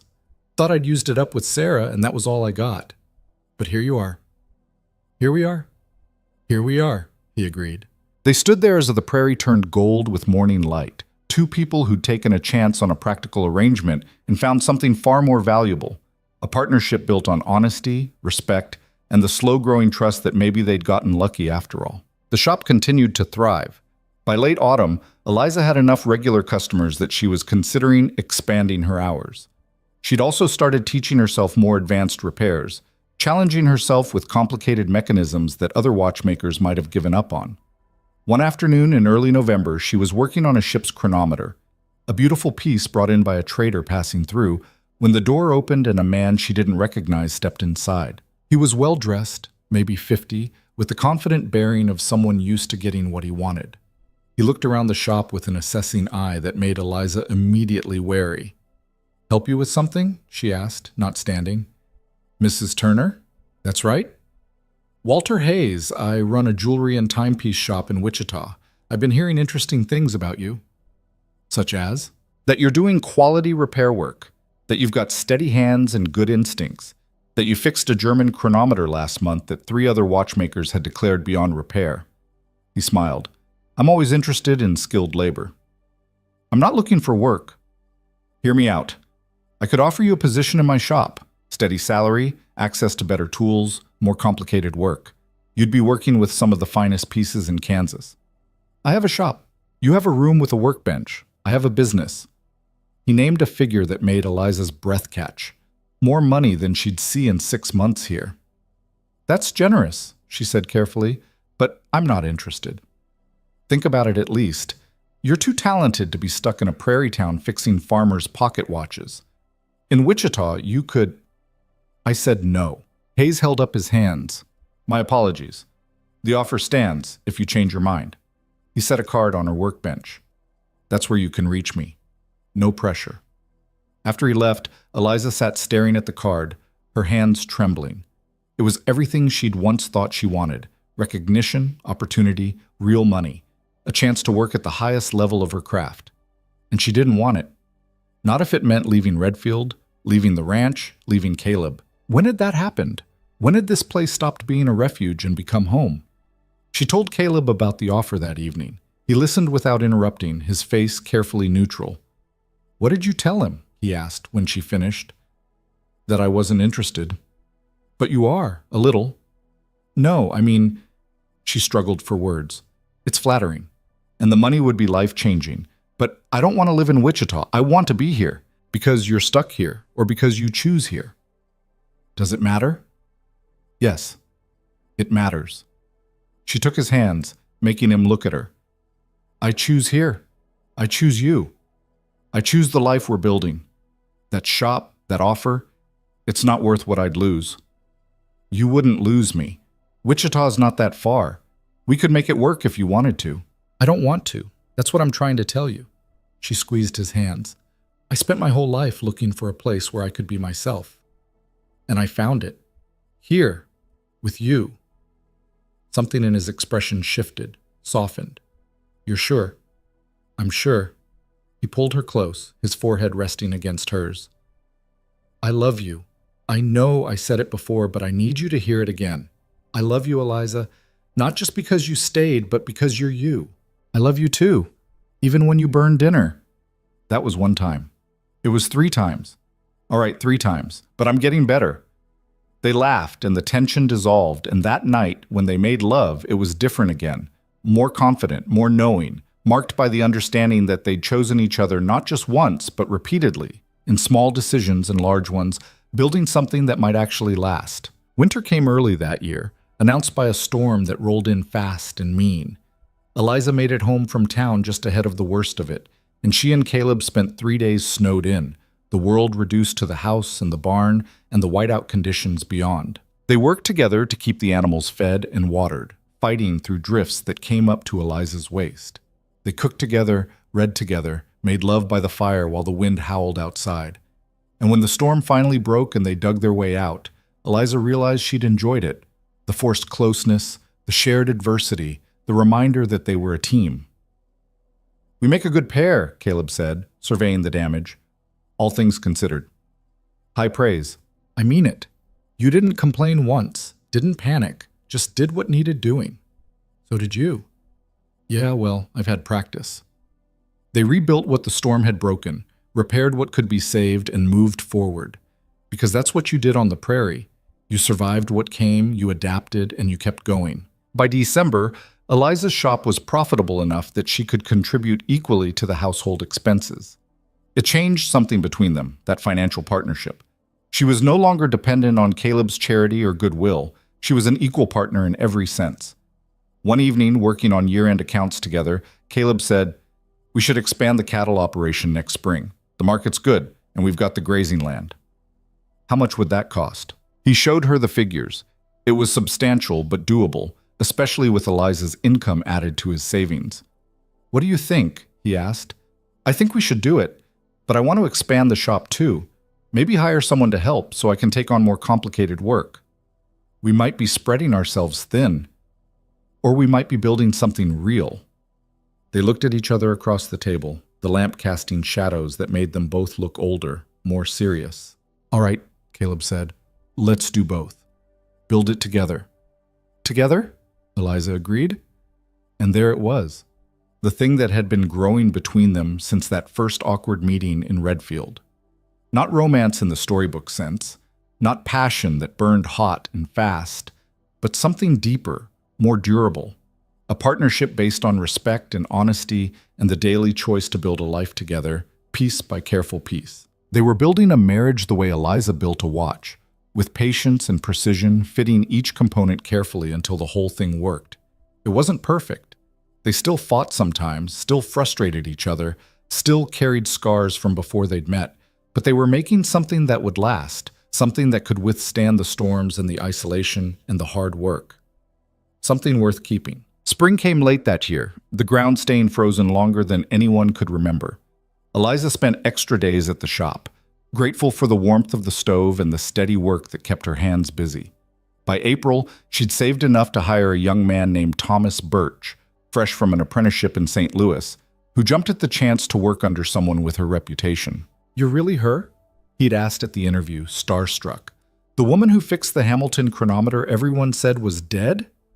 "I'm really her," Eliza had confirmed, amused and slightly embarrassed. With Thomas handling the simpler repairs, Eliza could focus on the complicated pieces, the challenges that made her hands ache and her eyes strain, but left her feeling alive in ways ranch work never quite did. Caleb noticed the change in her, the way she practically vibrated with energy when she came home from town. "You're happy," he said one Thursday evening, watching her unpack her tools. "I am." "Good. You should be." But there was something in his voice that made her look closer. He seemed tired, his movement slower than usual, and there was a tightness around his eyes she didn't like. "Are you all right?" she asked. "Fine. Just busy. Spring calving's starting, and I'm down a hand since Morrison left for Colorado." "You should hire someone." "Can't afford it yet. Not till we sell the yearlings in fall." Eliza frowned. They'd talked about expanding, about growing the operation, but she hadn't fully grasped how much of the burden fell on Caleb alone when she was in town. Guilt pricked at her conscience. "I could stay home more, help with—" "No." His voice was firm.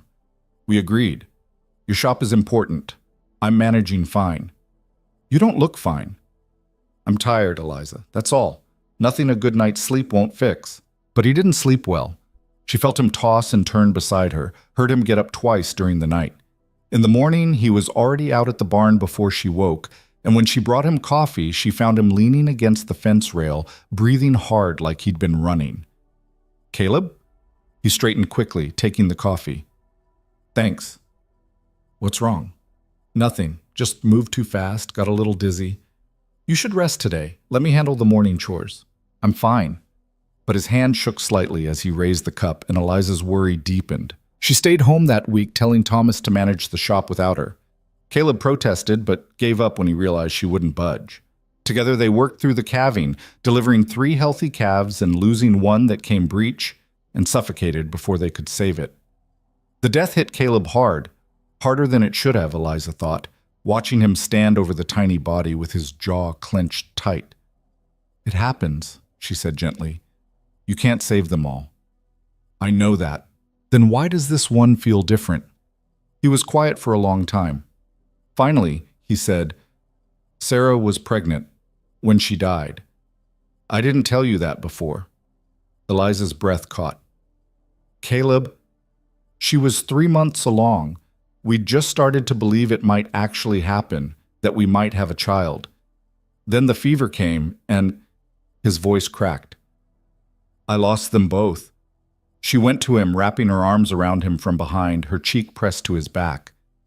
"I'm sorry. I'm so sorry. It's been years. Shouldn't still hurt like this." "I don't think grief works on a schedule." He turned in her arms, holding her tight.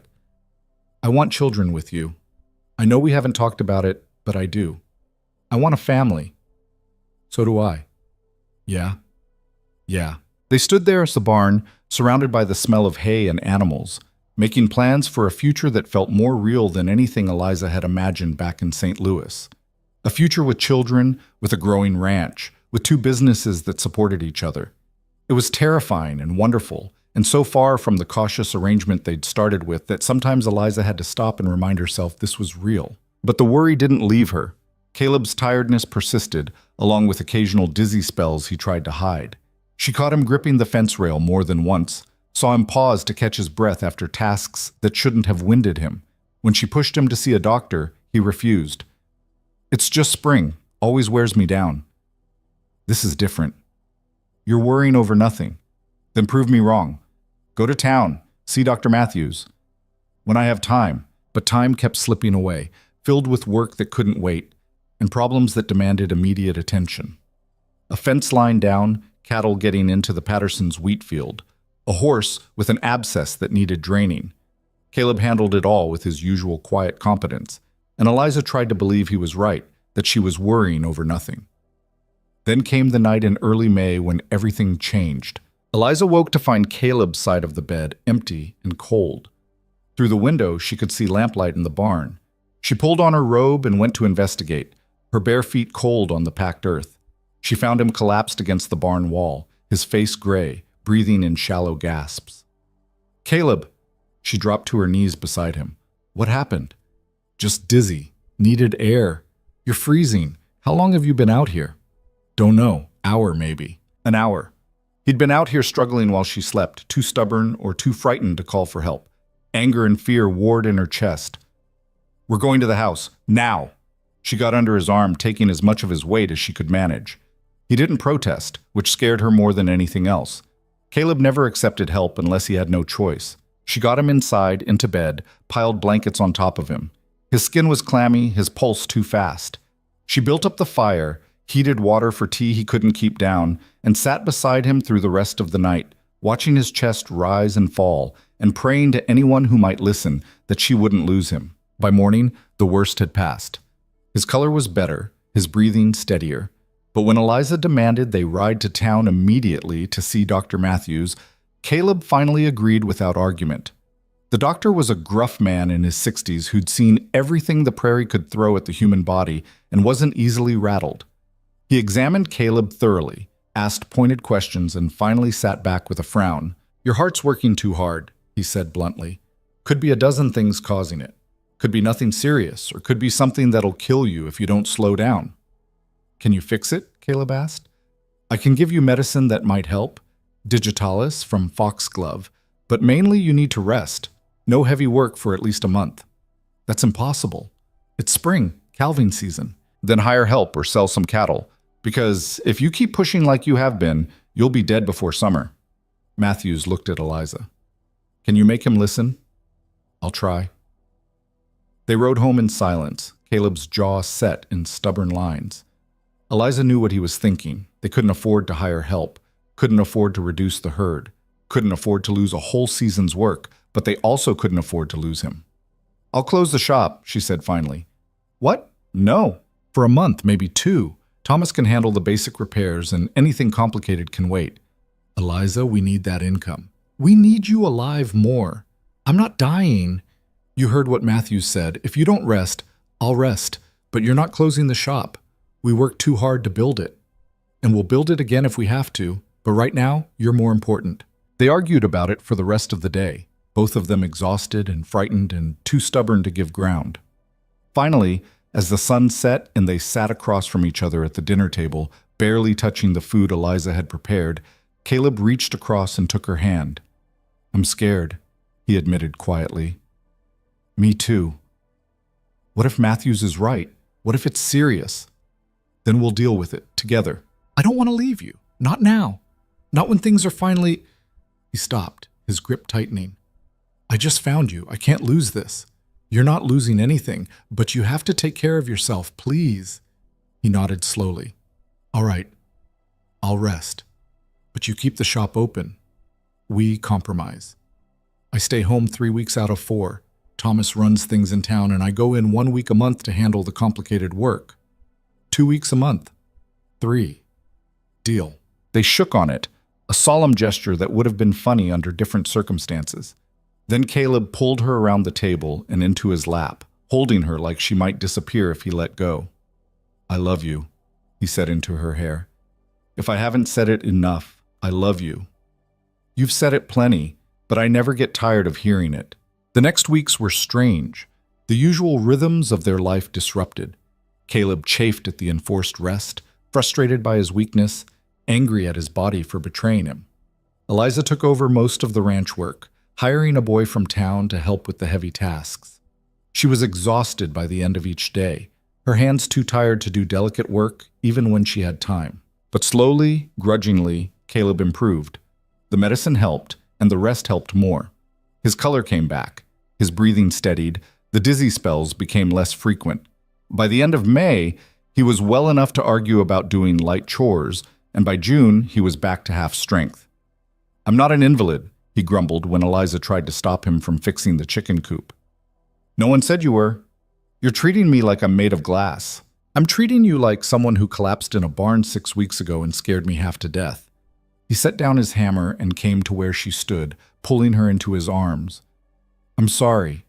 I know this has been hard on you. It's been hard on both of us. Yeah, but you've been carrying most of it. The ranch, the shop, worrying about me. That's too much. We're partners? That's what partners do. Still, I appreciate it. She pulled back to look at him. You're really feeling better?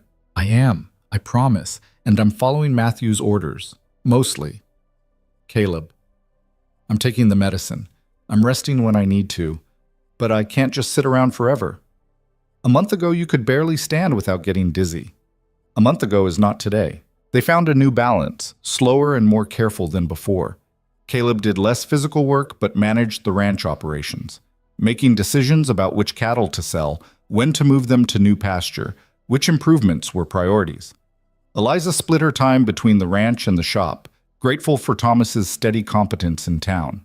And gradually life began to feel normal again, or at least a new kind of normal. One where they both understood how fragile everything was, how quickly it could all disappear. One evening in late June, they sat on the porch watching the sunset, as had become their habit. The land was green with summer growth, the cattle fat and healthy in the distance. I've been thinking, Caleb said. Dangerous, he smiled, about expanding the house, adding on a room or two. For what? For children. When they come. Eliza's hand went automatically to her stomach. She'd suspected for a couple weeks now, but hadn't said anything, afraid to jinx it, afraid it might be false hope. But she was late, and her body felt different in ways she recognized from helping enough women to know the signs. Caleb, she said carefully, I think we might need that room sooner than you expect. He went very still. Are you saying I'm saying I'm about 6 weeks along, if I'm counting right. For a moment, he didn't react. Then his face broke into a smile so wide it transformed him, made him look younger and lighter than she'd ever seen him. You're sure? Not completely, but pretty sure. He stood, pulling her up with him, spinning her in a careful circle before setting her down and cupping her face in his hands. A baby. We're having a baby. We are. If everything goes right. It will. It has to. He kissed her, tender and reverent. You're going to be a mother. And you're going to be a father. Again. The shadow that crossed his face was brief but visible. Sarah's lost pregnancy, the child he'd never gotten to hold. But then he shook it off, choosing joy over grief. This is different, he said firmly. You're different, stronger. And I'm going to be here for all of it this time. You better be, because I have no idea what I'm doing. Neither do I. We'll figure it out together. They spent the rest of the evening making plans, imagining a future with a child running around the ranch, learning to ride horses, maybe even learning to fix watches. It felt distant and immediate at the same time, this new life they were creating. But the prairie had a way of reminding you that nothing was certain, that disaster could arrive without warning on a clear summer day. It came in August, when the heat was oppressive and the grass was dry as tinder. Eliza was home, her pregnancy now obvious enough that traveling to town had become uncomfortable. She was in the kitchen, preparing dinner, when she smelled smoke. At first she thought it was something on the stove, but the smell was too strong coming from outside. She went to the window and saw it, a black smudge on the horizon, spreading fast. Prairie fire. Her heart kicked into overdrive. Caleb was out checking fence lines, miles away. The fire was moving toward them, pushed by the wind that had been building all day. She ran outside, trying to judge the distance. A mile, maybe 2. Not enough time to wait for Caleb. Not enough time to do much of anything except try to save what she could. The animals. She had to get the animals secured, keep them from panicking and running into the fire. She raced to the barn, throwing open the stalls, driving the horses and the milk cow toward the creek where they might find safety. The chickens were beyond help. She'd have to hope they scattered the right direction. The smoke was thicker now, burning her eyes and throat. She could see flames on the horizon, orange and hungry, consuming everything in their path. She grabbed blankets, soaked them in the water trough, draped them over the barn roof, hoping it might help. Then she heard hoofbeats. Caleb appeared through the smoke, riding hard, his face dark with soot. "Thank God," he gasped, sliding off the horse.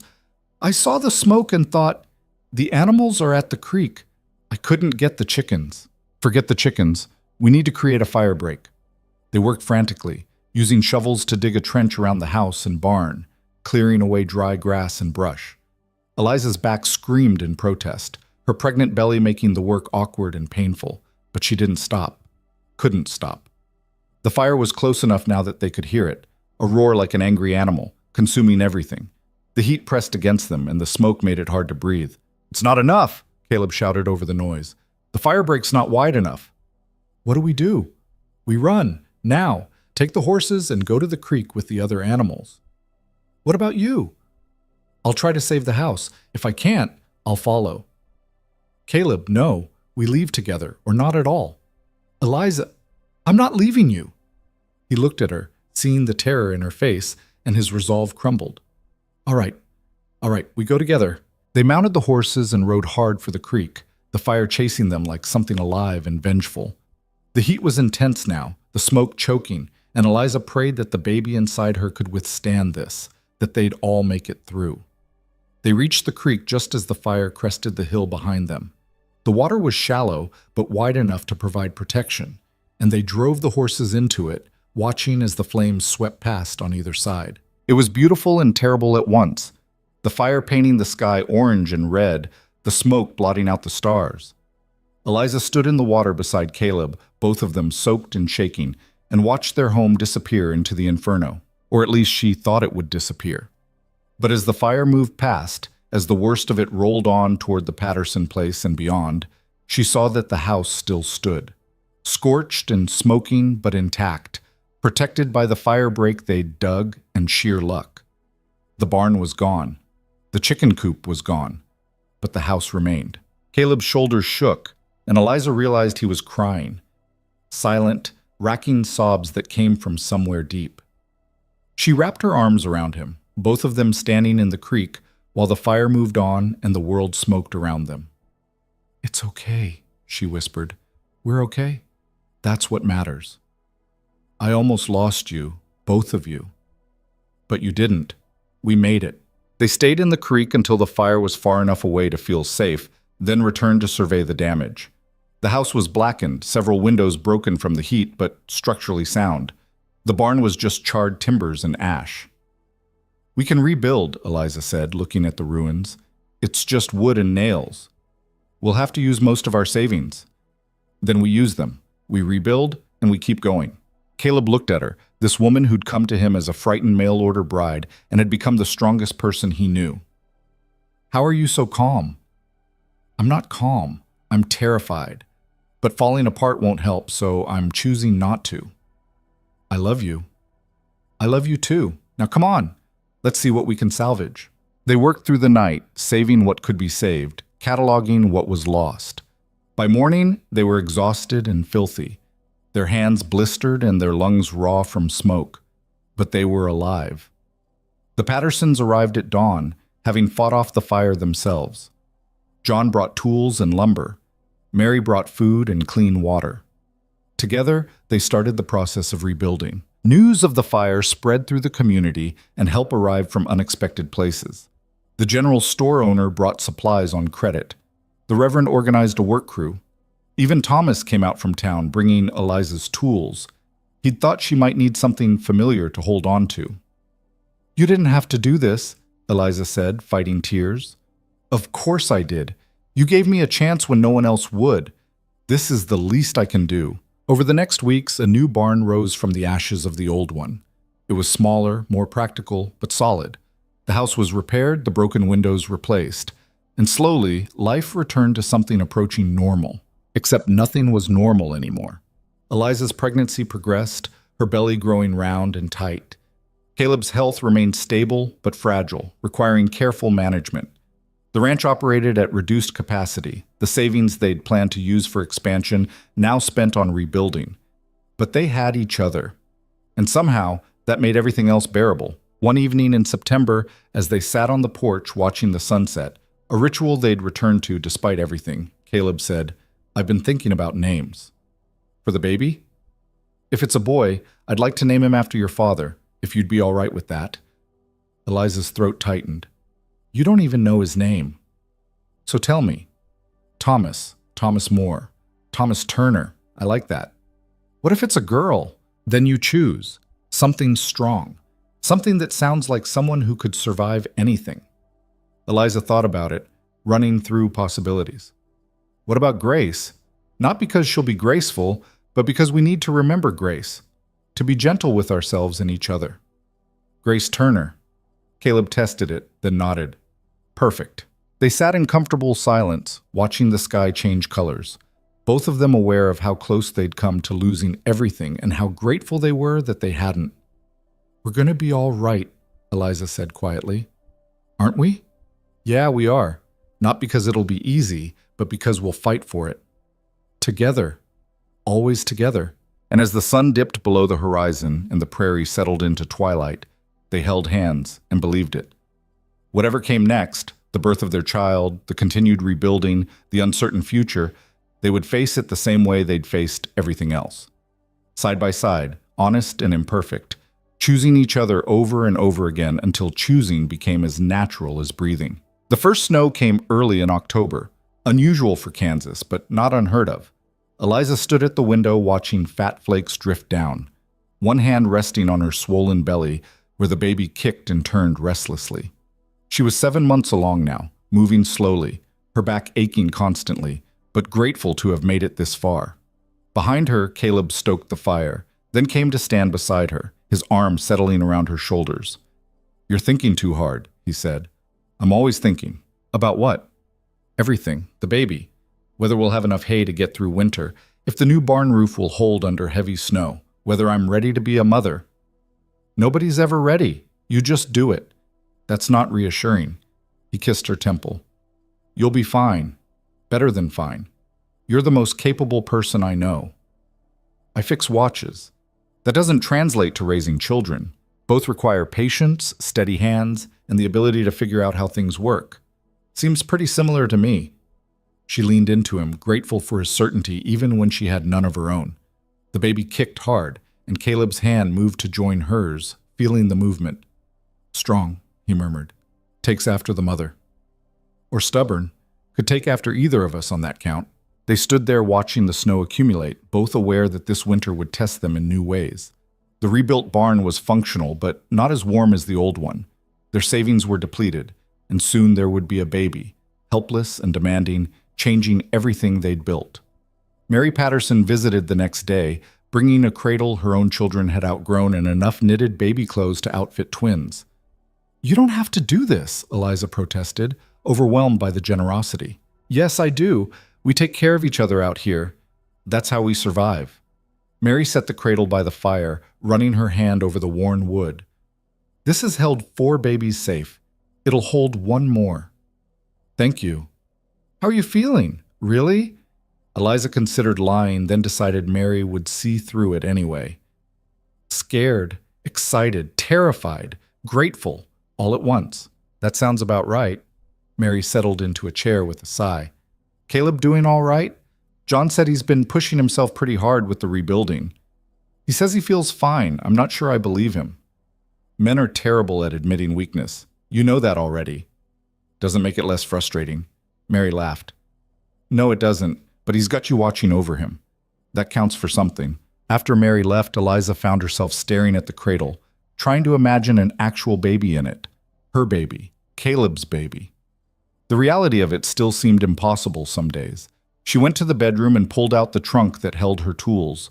She hadn't done any delicate work in weeks. Her hands shook too much from exhaustion, and her vision seemed slightly off, probably from the pregnancy. But she needed to touch them, to remember that part of herself. Thomas was managing the shop beautifully. He'd written that business was steady, that he'd taken on 2 apprentices of his own, that customers still asked about her but understood she'd return after the baby came. If she wanted to return, that is, he'd be honored to buy her out if she preferred to focus on family. The offer was generous and tempting. She could sell the shop, use the money to rebuild the ranch operations, stay home and focus on being a wife and mother. It was what most women did, what she was supposed to want. But the thought of giving it up made her chest tight with something like panic. "What are you doing?" Caleb asked from the doorway. "Just thinking." "About the shop? How did you know?" "You get a certain look, like you're working through a complicated problem." He came to sit beside her on the bed. "Thomas made you an offer, didn't he?" "How do you, He asked me first if I thought you'd be interested. Wanted to make sure he wasn't overstepping." Eliza looked at him. "What did you tell him?" "That it was your decision, not mine, not his, yours." "But what do you think I should do?"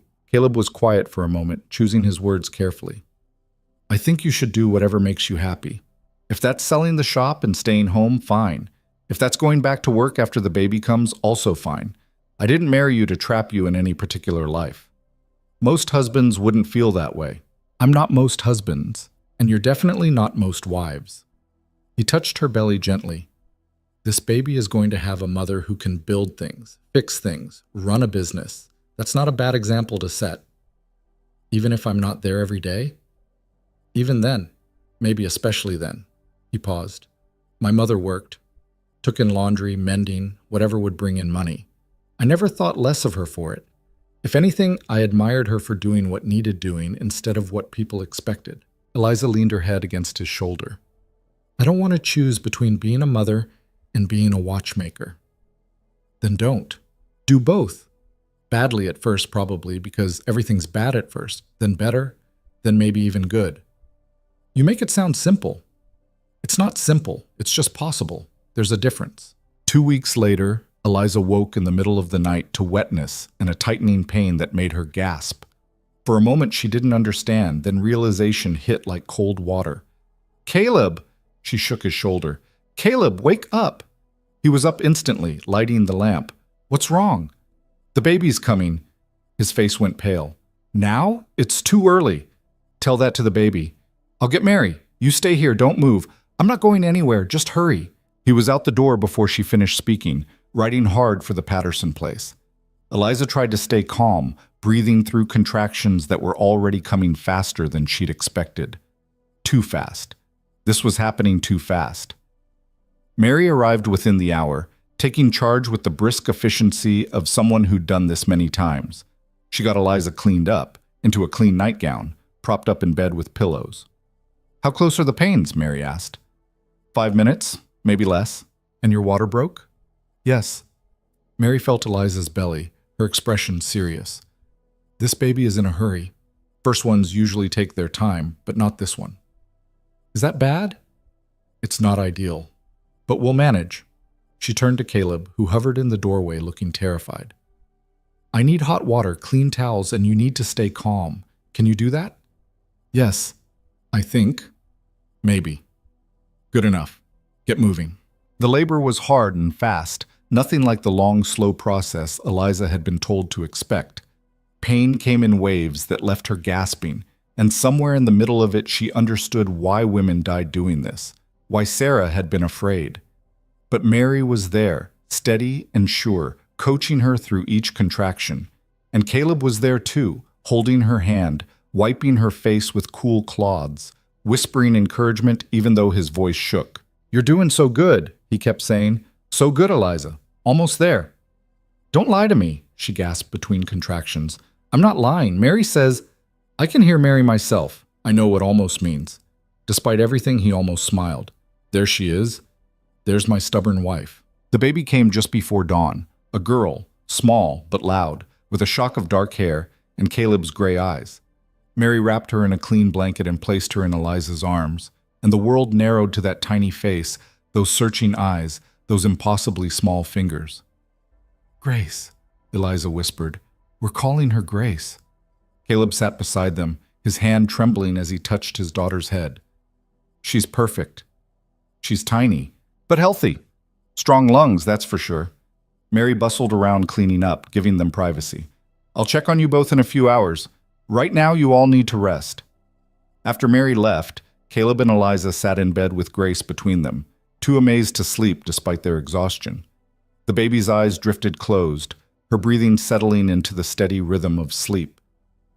We made this, Caleb said quietly. You and me. We made a whole person. Terrifying, isn't it? Completely. They watched Grace sleep, both of them overwhelmed by the responsibility of keeping this tiny creature alive and safe. Everything they'd survived, the fire, Caleb's illness, the hard winters and uncertain harvests, all of it seemed insignificant compared to the enormous task of raising a child. What if I'm not good at this? Eliza asked. What if you are? I'm serious. So am I. You're going to make mistakes. So am I. But Grace won't know the difference because we're all she's got. She'll think whatever we do is normal. That's a disturbing thought. Or a comforting one. Depends on how you look at it. Grace stirred, making small sounds that weren't quite cries. Eliza lifted her carefully, and the baby nuzzled against her, seeking comfort in a way that was pure instinct. She knows you, Caleb said, wonder in his voice. She knows warmth and food. That's about it. Still, she knows you're safe. And maybe that was enough, Eliza thought. Maybe being safe was the most important thing she could offer this small person who hadn't asked to be born into a world of prairie fires and hard winters, and parents who were making everything up as they went. The first weeks were brutal. Grace cried constantly, day and night blurring into an exhausted haze. Eliza's body ached from the birth, her breasts sore from nursing, her mind foggy from lack of sleep. Caleb helped where he could, walking the floor with Grace when she wouldn't settle, handling ranch work with one hand while holding the baby in the other. I don't know how people do this multiple times, Eliza said one night after Grace had finally fallen asleep. I can barely survive one. We're surviving, though. That counts. Does it? Or are we just stumbling through? Most people are just stumbling through. They're just better at hiding it. Mary visited regularly, bringing food and advice and occasionally taking Grace for a few hours so Eliza could sleep. The community rallied around them in ways that still surprised Eliza. Casseroles appeared on their doorstep. Firewood was stacked without them asking. Someone fixed a loose board on the porch while they weren't looking. This is what people do, Mary explained when Eliza tried to thank her. We take care of each other because out here, we're all we've got. By the time Grace was 2 months old, some semblance of routine had emerged. She slept for longer stretches, cried less, and occasionally smiled, real smiles, not just gas, that made all the sleepless nights worth it. Eliza started thinking about the shop again. Thomas wrote regularly with updates, always ending with reassurances that she should take whatever time she needed. But the thought of going back, of using that part of her brain again, was increasingly appealing. "What if I went to town for 1 day a week?" she asked Caleb one evening. "Just Wednesdays. You could manage Grace for 1 day, couldn't you? We'd figure it out." "You're sure?" "Eliza, you've been patient with me. Let me be patient with you now. If you need the shop, go back to the shop." "I don't need it. You do need it. And that's fine. Grace needs a mother who's happy more than she needs a mother who's present every single minute." So Eliza returned to the shop just 1 day a week at first, leaving detailed instructions and enough milk for Caleb to feed Grace. The first time she left was agony. She made it halfway to town before nearly turning back. But she forced herself to continue, and when she sat down at her workbench, picked up her tools, and felt that familiar focus settle over her, she knew she'd made the right choice. Caleb managed, sometimes barely, sometimes with Grace screaming the entire day, but he managed. And Eliza came home renewed, ready to be a mother again, able to appreciate Grace's small smiles and growing awareness instead of just surviving the endless cycle of feeding and changing and soothing. "How was she?" Eliza would ask. "Terrible, wonderful, mostly terrible." Caleb would hand over the baby, exhausted but grinning. "Your turn." They were figuring it out, messily, imperfectly, but genuinely. Winter deepened, snow piling high around the house. The new barn held up well under the weight, the animals stayed healthy, and Grace grew steadily, hitting milestones that Eliza recorded in a small book Mary had given her. One evening in January, with Grace asleep in her cradle and snow falling heavy outside, Caleb pulled out the account books. "We need to talk about next year," he said. "All right. The cattle operation is stable but not growing. The shop is doing well, according to Thomas. But we're not saving much, and if we want to expand, either the ranch or your business, we need to make decisions." Eliza had been thinking about this too. What if we partnered with the Pattersons? Combined operations, shared expenses? I thought about that. John mentioned it last month, actually. Said they're getting older, their boys aren't interested in ranching, and they could use the help. Would that work? Financially, yes. We'd pool resources, split profits. It would free me up to help you with the shop, or let you expand into other towns. They talked through the details, making plans that stretched into the future. A future that looked different than either of them had imagined back when Eliza first stepped off that stagecoach in Redfield. Bigger, more complicated, but also richer. Spring came again, as it always did. Grace was nearly 6 months old, sitting up on her own, grabbing at everything within reach. Eliza had expanded her shop days to 2 per week, and Thomas had taken on more responsibility, essentially running the day-to-day while she focused on the complex work. The partnership with the Pattersons was formalized, papers signed, operations combined. It meant less income immediately, but more stability long-term, and it meant Caleb wasn't working himself to death trying to manage everything alone. One warm afternoon in May, Eliza was at the shop when a familiar figure appeared in the doorway. Walter Hayes, the man from Wichita who'd tried to hire her away years ago. "Mrs. Turner," he said pleasantly. "It's been a while." "Mr. Hayes, what brings you to Redfield?" "You, actually. I heard you were back at work and I wanted to make another offer. I'm still not interested in moving to Wichita. That's not what I'm offering. I want to buy watches from you, custom pieces, high-end work. You'd make them here, I'd sell them in Wichita and take a commission, your name on every piece." Eliza set down her tools. "You want to sell my work? I've seen what you can do. That chronometer repair, the custom pieces you've made for local clients. You're wasted on simple repairs. You should be creating." He named a figure per piece that made her breath catch. "That seems high." "That's what the market will bear. People pay for quality, and you make quality." He leaned forward. "Think about it. No pressure, but this could be real money, enough to expand, hire help, maybe even open a second location if you wanted." After he left, Eliza sat staring at the business card he'd left behind.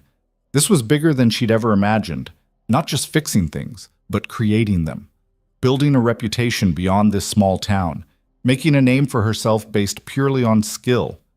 She told Caleb about it that evening, expecting him to be cautious or concerned. Instead, he got excited in his quiet way. You should do it. It would mean more time away, more work. It would also mean security, a real future for Grace. Maybe more children if we're lucky. He took her hands. You've been holding yourself back since we met, always making yourself smaller to fit into what you think this life should be. But what if you didn't? What if you just let yourself be as big as you actually are? I don't know how to do that. Yes, you do. You've been doing it piece by piece. First the shop, then hiring Thomas, now this. Each time you're scared, and each time you do it anyway. She looked at him, this man who'd started as a stranger, become a partner, and turned into the person who believed in her more than she believed in herself. What did I do to deserve you? She asked. Got on a stagecoach, took a chance. Everything else just followed. Eliza accepted Hayes's offer. She started creating custom pieces, pouring all her skill into watches that were as much art as timepieces. The work was demanding but satisfying in ways repair never had been, and it paid well enough that they could hire help for both the ranch and the shop, freeing up time for what actually mattered. Grace grew, hitting each milestone with the determination of someone who'd inherited her parents' stubbornness. She took her first steps at 10 months, her first words at a year. Mama and Papa, and inexplicably, Cow. That's your influence, Eliza told Caleb. I'm choosing to take it as a compliment. They were happy. Not in some fairy tale way where everything was perfect, but in the messy, complicated way of real people building a real life. They fought sometimes, usually about Caleb taking on too much or Eliza working too late. They struggled with money, with exhaustion, with the endless demands of ranch life and business ownership and parenthood. But they also laughed. They made love on lazy Sunday mornings when Grace napped. They sat on the porch in the evenings, watching the prairie change with the seasons, making plans and sharing silence in equal measure. When Grace was 2, Eliza got pregnant again. Another girl, born in the spring, who they named Ruth after Caleb's mother. And 2 years after that, a boy, Thomas, as promised, though they called him Tommy to avoid confusion with Thomas Birch. The house expanded to accommodate them all. The shop expanded too, eventually opening a second location in Wichita with Thomas managing the Redfield shop and Eliza splitting time between both. The ranch prospered under the partnership with the Pattersons, and when John and Mary finally retired, Caleb and Eliza bought them out, giving their neighbors enough to live comfortably in town. Years passed. Grace started helping in the shop, showing an aptitude for delicate work that made Eliza's heart swell. Ruth was all Caleb, quiet and steady, happiest with the animals. Tommy was his own person entirely, curious about everything, never content to sit still. There were hard years too, a drought that nearly broke them, another prairie fire, less severe but still terrifying. Caleb's heart condition flared up periodically, reminding them that time was precious and uncertain. But they survived everything the prairie threw at them, held together by the partnership they'd built and the love they'd chosen over and over again. On their 20th anniversary, Caleb gave Eliza a watch he'd commissioned from a craftsman in Denver. It was beautiful, the case engraved with a scene of the prairie, grass and sky and a single house on the horizon. Open it, he said. Inside, along with the mechanism, was an inscription. To Eliza, who took a chance on a stranger and built a life. With all my love, C. It's beautiful, she said, her voice thick. You're beautiful. Still. After 20 years and 3 children and everything we've been through. He touched her face gently.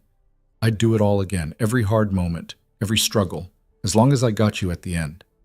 Even when I'm stubborn? Especially then. They stood together in the house they'd built and rebuilt, surrounded by the evidence of their life. Children's drawings on the walls, tools on the table, ledgers showing businesses that thrived through sheer determination. It wasn't the life either of them had imagined, but it was the life they'd created together, piece by careful piece. Grace appeared in the doorway, 14 now, and too much like Eliza for comfort. Mama, there's a watch in the shop that's giving me trouble. Can you look at it? What's the problem? The balance spring keeps catching. I've tried everything. Let me see your hands. Eliza examined Grace's fingers, noting the slight tremor. You're frustrated. That's what's causing the shake. Take a break. Come back to it fresh. But the customer needs it tomorrow. Then I'll finish it. You've done good work so far. She turned to Caleb. Mind if I... Go. I'll start dinner. You're going to burn it. Probably, but it'll be an adventure. Eliza followed Grace to the shop, walking the familiar path she'd walked thousands of times. The evening light was golden across the prairie, and somewhere in the distance she could hear Ruth singing to the horses, Tommy laughing at something only he understood. This was her life. This exact moment, no better or worse than it actually was. And it was enough, more than enough. She settled at her workbench, picked up her tools, and felt that familiar peace settle over her. The peace of doing what she was meant to do, in the place she was meant to be, surrounded by people who knew her completely and loved her anyway. Grace worked beside her, their hands moving in similar patterns, the same steady focus in both their faces. Outside, Caleb called the children to dinner, his voice carrying across the yard. Tommy protested, Ruth laughed, and the sounds of their family filled the evening air. And Eliza Moore Turner, who'd gotten on a stagecoach 20 years ago with nothing but fear and a hidden skill, looked around at everything she'd built and felt something she'd never quite believed in back then. Contentment. Not happiness exactly, because happiness came and went, but deep lasting contentment with a life honestly lived and a love honestly earned. Mama, Grace asked, what are you smiling about? Just remembering? Remembering what?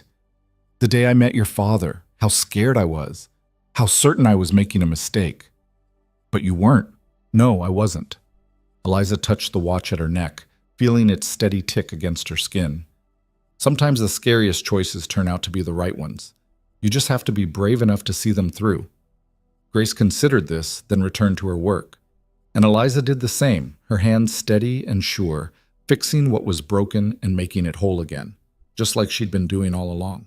The years continued their steady march. Eliza and Caleb grew older together, their hair graying, their hands more gnarled, their bodies slowing down in ways they both pretended not to notice.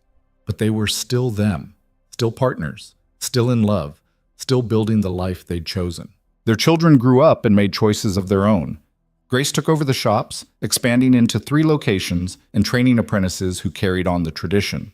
Ruth married a neighboring rancher and raised children who ran wild across the same prairie that had once seemed so foreign to Eliza. Tommy, true to form, surprised everyone by becoming a doctor, drawn to fixing people the way his mother fixed watches. And through it all, Eliza and Caleb remained at the center, quieter now, less active, but still the foundation everything else was built on. One evening in their 70th year, they sat on the porch as they had thousands of times before. The sun was setting, painting the prairie in familiar golds and reds. Caleb's hand found Eliza's automatically, their fingers interlacing with the ease of 5 decades of practice. No regrets? He asked quietly. About what? Any of it. Getting on that stage? Marrying me? Staying here? Eliza thought about it. Really thought. Not just giving the easy answer. She thought about the fear and the uncertainty, the hard work and the sacrifice, the dreams she'd given up and the dreams she'd found instead. No regrets? She said finally. You? Not a single one. They sat in companionable silence, watching the day fade into night. And when the stars came out, scattered across the prairie sky like tiny promises kept, they were still there. 2 people who'd taken a chance on each other and built something that lasted. Not because it was easy, not because it was perfect, but because they'd chosen it, day after day, year after year, until choosing each other became as natural as breathing. And in the end, that was enough. More than enough. It was everything.